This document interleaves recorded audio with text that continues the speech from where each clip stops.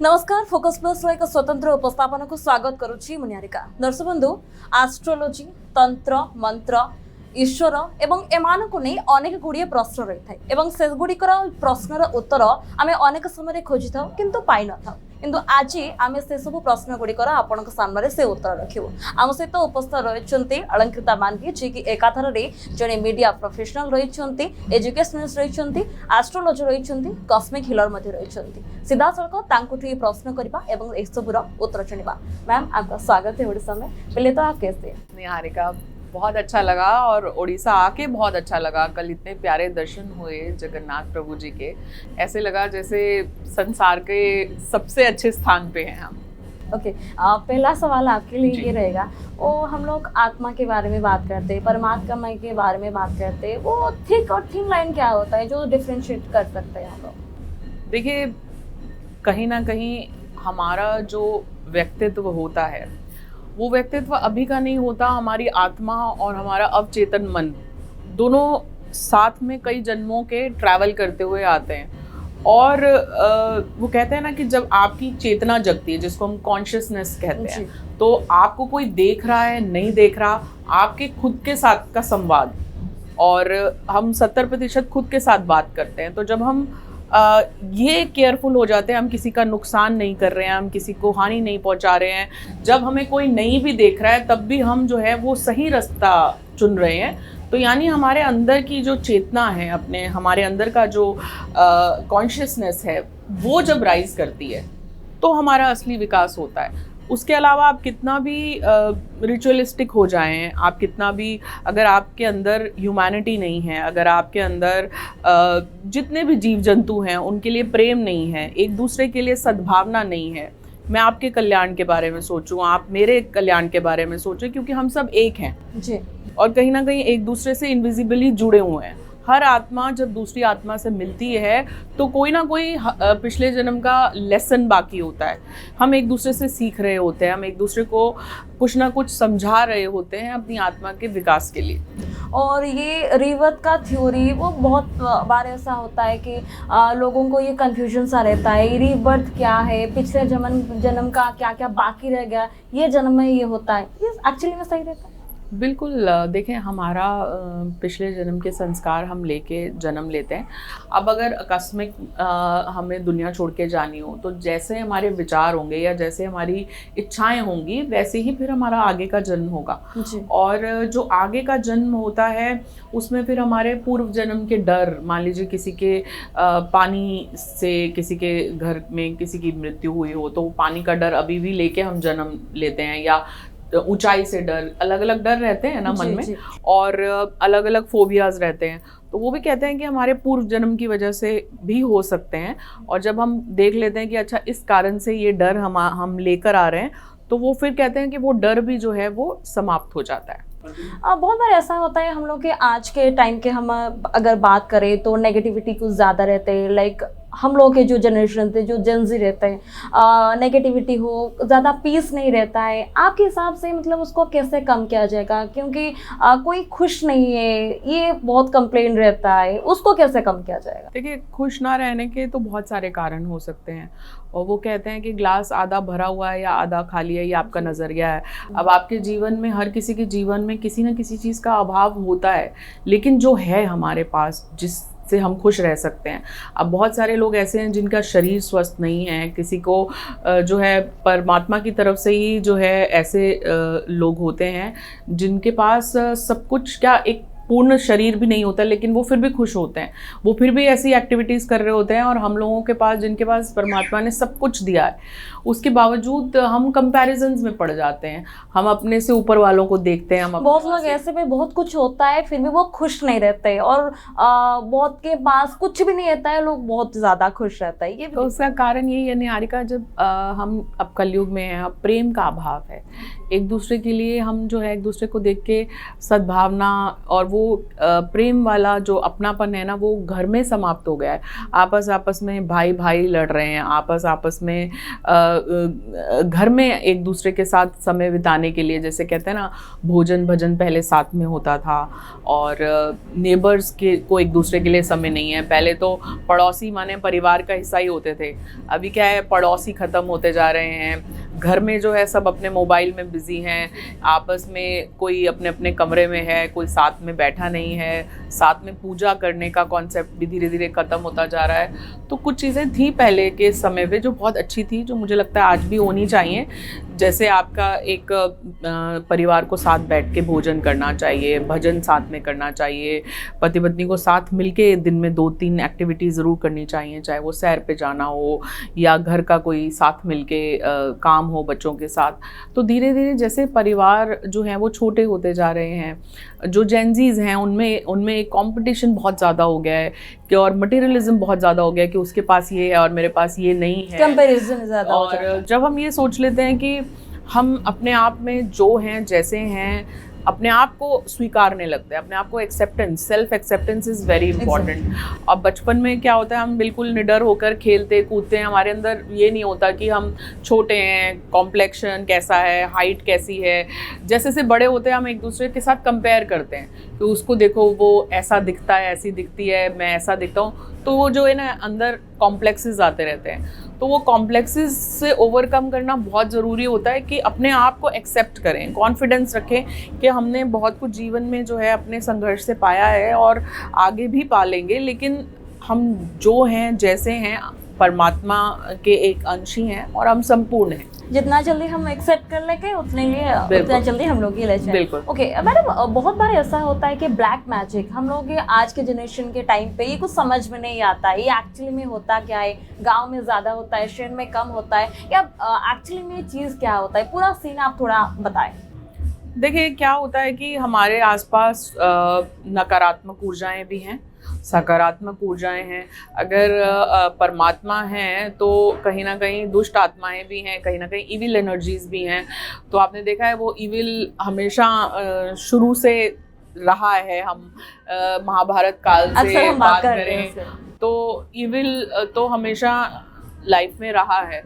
तो उसी तरह से जब नकारात्मक ऊर्जाओं से लोग काम लेते हैं और कोई भी गलत नेगेटिविटी जो है वो आपके ऑरा में प्रवेश करने की कोशिश करती है या आपके घर में प्रवेश कर लेती है, तो कहीं ना कहीं उसका असर तो होता है। इसीलिए मैं हमेशा अपने सभी बच्चों को, क्लाइंट्स को यही कहती हूँ कि आप अपने आप को प्रोटेक्शन में रखें, परमात्मा की प्रोटेक्शन में रखें। जब आप सुबह उठें, जिस भी इष्ट को आप मानते हैं 3 बार उनका नाम लें और अपने आप को सर्कल में, इनविजिबल सर्कल में कर लें और कहें कि मैं सुरक्षित हूँ, मैं सुरक्षित हूँ, मैं सुरक्षित हूँ।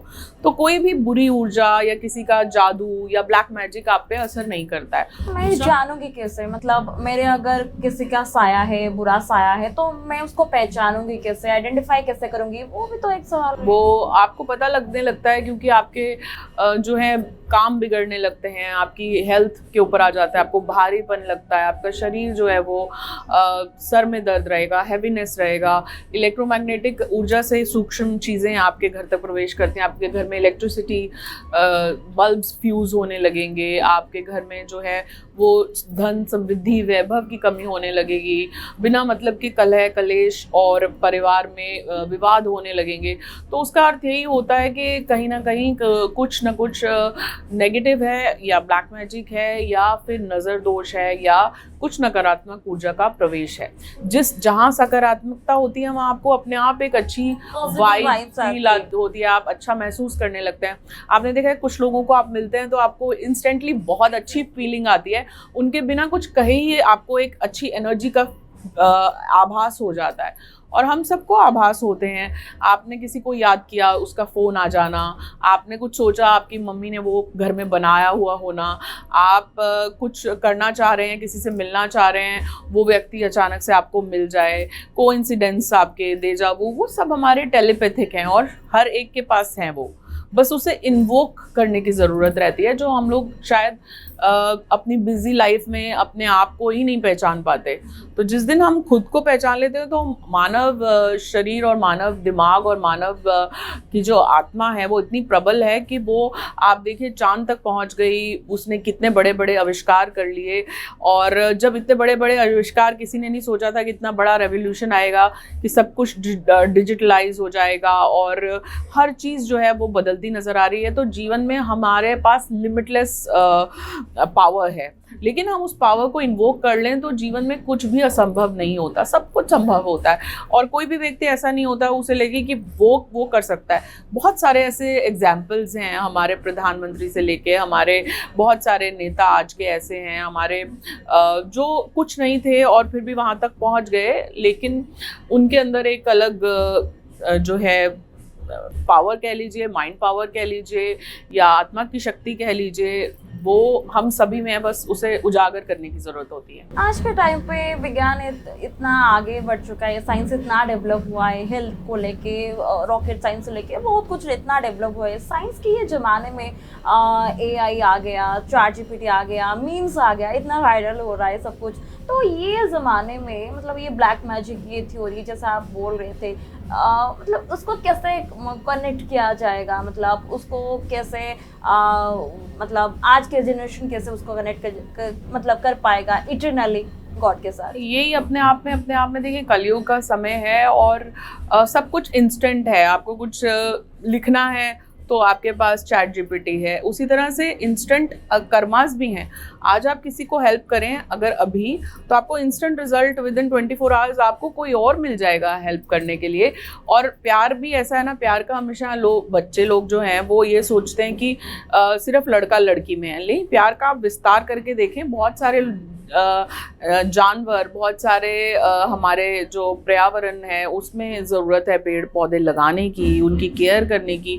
और फिर इंसान में आपस में बहुत सारे ऐसे ऑर्फनेजेस हैं, बहुत सारे अस्पताल हैं, बहुत सारे लोग हैं जो प्रेम के अभाव में हैं, वहाँ बांटिए। आप देखेंगे, आपको ये एग्जाम्पल अभी एनर्जी का तो मैंने आप बताया ही कि आप किसी को मिलते हैं आपको एक ऊर्जा महसूस होती है, तो ऐसे ही हमारे आसपास एनर्जी और वाइब्रेशन होती हैं। ये तो साइंस है, आप मानेंगी।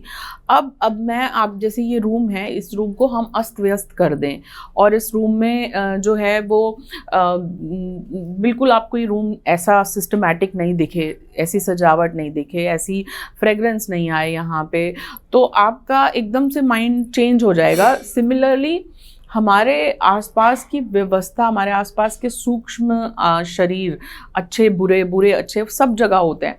और कभी कभी जो ब्लैक मैजिक होता है वो बहुत सारे बुरी ऊर्जाओं के साथ होता है, तो आपको इंस्टेंटली वो फील हो जाएगा कि आपका अचानक से आप ठीक होंगे, कोई ऐसा मेडिकल रीज़न नहीं होगा, लेकिन आपको कोई शारीरिक भारीपन महसूस होगा, जिसका कोई, आप जाएंगे डॉक्टर के पास, चेकअप करवाएंगे, कुछ नहीं निकलेगा, लेकिन आपका काम होता होता बिगड़ जाएगा। आप कहीं जा रहे हैं, आपको कुछ अचानक से कोई ना कोई कुछ विघन हो जाए, किसी के साथ बिना चाहते हो, आप लड़ना नहीं चाहते हो, फिर भी लड़ाई हो जाए और आप का काम बिल्कुल ऐसा लगा कि हो गया और फिर उसके बाद वो काम आपका हो ना।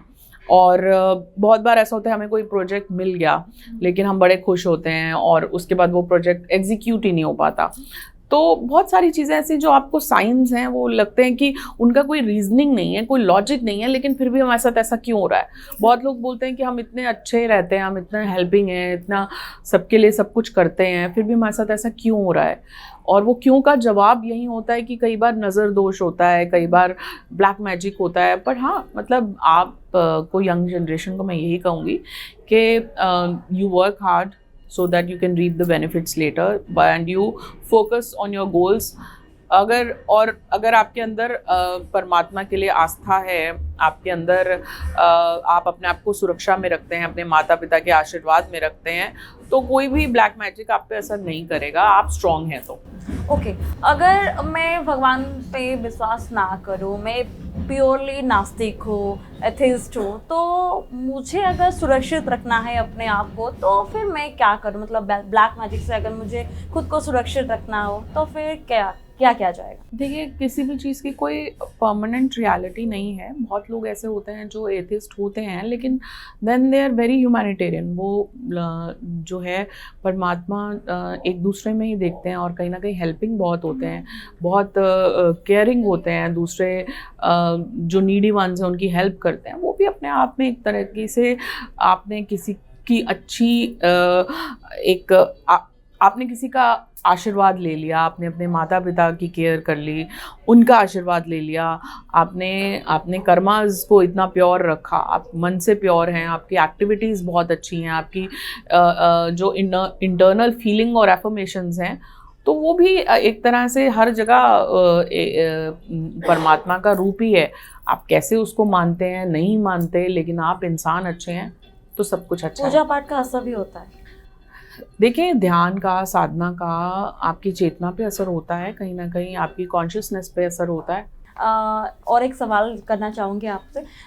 एस्ट्रोलॉजी और पॉलिटिक्स ये दोनों बहुत ही इंटरकनेक्टेड है, ये हम अक्सर बातें करते हैं। आपसे जानना चाहती हूँ, आप किस एंगल से इसको देखते हैं, कैसे कनेक्ट किया जाता है? हम लोग तो क्योंकि हर व्यक्ति का अपना एक चार्ट होता है, अगर उसमें आपका गुरु प्रबल है और आपके चार्ट में ऐसा है कि आप जो है रूलर होंगे, तो फिर आप रूल करते हैं।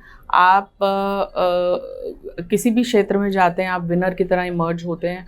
तो हम एस्ट्रोलॉजी से देख के बता देते हैं कि इस व्यक्ति का पॉलिटिकल करियर हो सकता है कि नहीं हो सकता, ये राजा रहेगा, या इसके जो स्टार्स हैं। उड़ीसा को लेके आप कैसे प्रेडिक्ट करते हैं? उड़ीसा बहुत अच्छा जा रहा है, और उड़ीसा डेवलपिंग स्टेट पे है और बहुत ज़्यादा डेवलप्ड हुआ है पिछले कुछ समय से।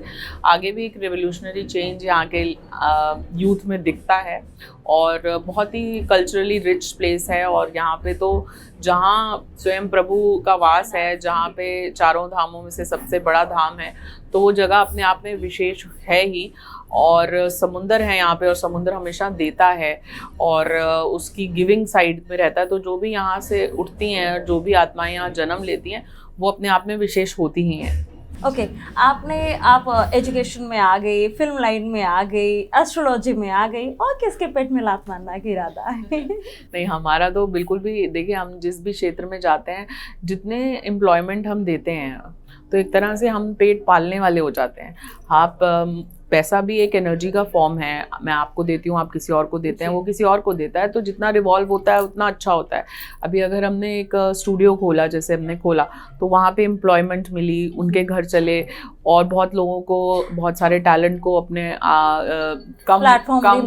कम एक्सपेंस में, जो हम लोगों के मीडियोकर साइड में, उनको टैलेंट को दिखाने का मौका मिला। भी जैसे हम म्यूज़िक एल्बम पे काम कर रहे हैं, या हम जो अपकमिंग यूथ है, जो टैलेंट ऐसा है जो अपने आप को दिखा नहीं पा रहा, क्योंकि हमेशा से स्टार्स वगैरह का एक स्ट्रॉन्ग होल्ड रहा है, तो वो मूवीज़ कई करोड़ की तो हर कोई अफोर्ड नहीं कर सकता। लेकिन ये जो सोशल प्लेटफॉर्म्स हैं अब आ गए हैं, वहाँ पे अपने टैलेंट को हर कोई ज़रूर दिखा सकता है, और एप्रिसिएशन हर ह्यूमन को अच्छी लगती है। The more you are appreciated the better you do.